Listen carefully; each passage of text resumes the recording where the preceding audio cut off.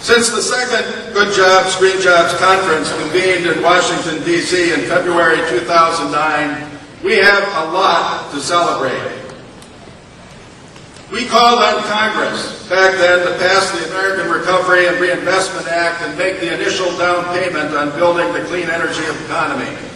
Hundreds of you went to the Hill, and a week later Congress passed that legislation and authorized the most important economic, environmental, and energy investments of a generation. Almost $80 billion was directed into a 25-fold increase in residential weatherization, advanced energy manufacturing tax credits, the expansion of renewable energy, high-speed rail, advanced auto technology, smart grid, green jobs, training programs, and much, much more. Today, we can see the fruits of these investments. 183 advanced energy manufacturing projects that create 17,000 jobs here in the United States. In the middle of the recession, the biggest year yet for installed wind capacity in the United States, over 10,000 megawatts. The solar industry, suffering from the credit crisis, still able to grow by 37% in 2009 and add 17,000 jobs. A $5 billion residential weatherization industry on track to create thousands of jobs and weatherize its target of 600,000 homes, despite what Fox News says.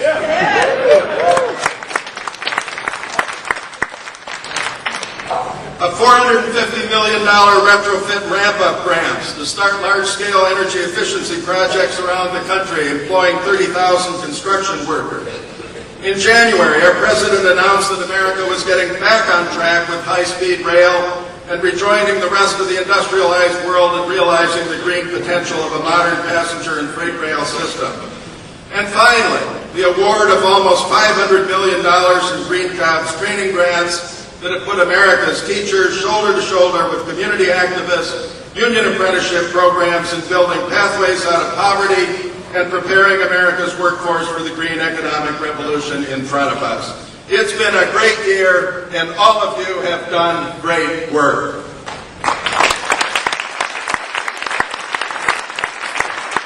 There is much, much more that needs to be done. There is no slick way to build the green economy with derivatives. It takes hard work. It takes big investments, and it takes smart regulation to get us where we need to go. Let me be specific. America lost over 8 million jobs in the Great Recession, and we'd already lost over 3 million manufacturing jobs alone before that recession began, to say nothing about the millions who are chronically unemployed and underemployed. America needs 30 million jobs today. And why shouldn't every one of those jobs be a green job?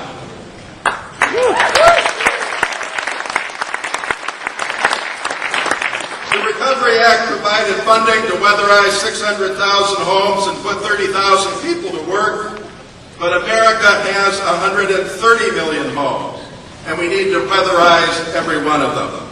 And we need to create a residential weatherization industry that can put 1 million construction workers on the job for the next 15 years and pay them good wages, good benefits, and provide them above all with safe working conditions.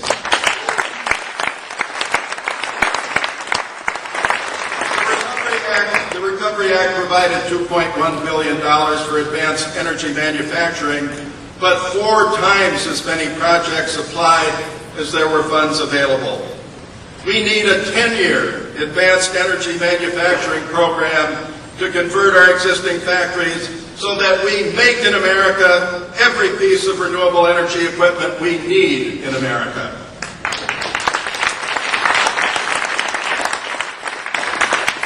Low-carbon auto fleet. We need high-speed freight and passenger rail industry that's the envy of the world. We need to raise recycling rates in America's basic industries to at least 70%. We need to share the efficiencies of a national broadband system. All this and much, much more. The recovery from the past recession, every recovery from past recessions has had a leading economic indicator. In the 1950s, it was the automobile and the interstate highway system, a combination of new technology, strong federal policy, and public investment. It created the framework for economic recovery and growth. Today, it's up to us whether the leading economic sector coming out of the Great Recession will be our clean energy industries. The technologies are already there, but we've got to get the public policies and investments right. Our goal is to create good jobs and green jobs, not one or the other, but both. To drive this point home, I want to close with a brief story.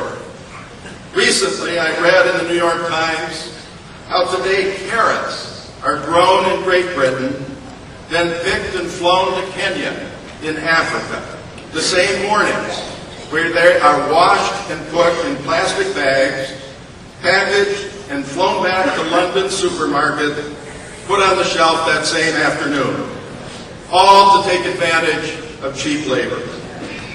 Now that might seem absurd, outrageous to those of us sitting here in Washington, D.C. today, and almost grotesque in terms of how our system can encourage companies to take advantage of cheap workers.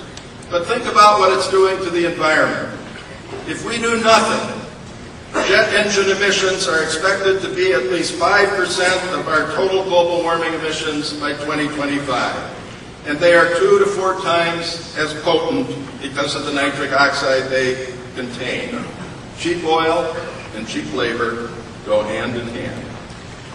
To create good jobs and green jobs, we need to pass climate and clean energy jobs legislation in the United States Senate now.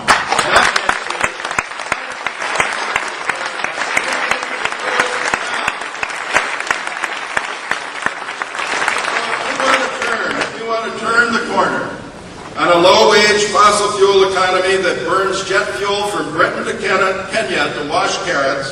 If we want to create a stable market in America where wind energy and companies and their factories can thrive, if we want to create the demand for steel, aluminum, and concrete that are needed for America's clean energy infrastructure and revitalized railroads, if we want to put millions of construction workers back on the job and keep them there, then we need to pass climate and clean energy jobs legislation now. Let's get the policy and investments right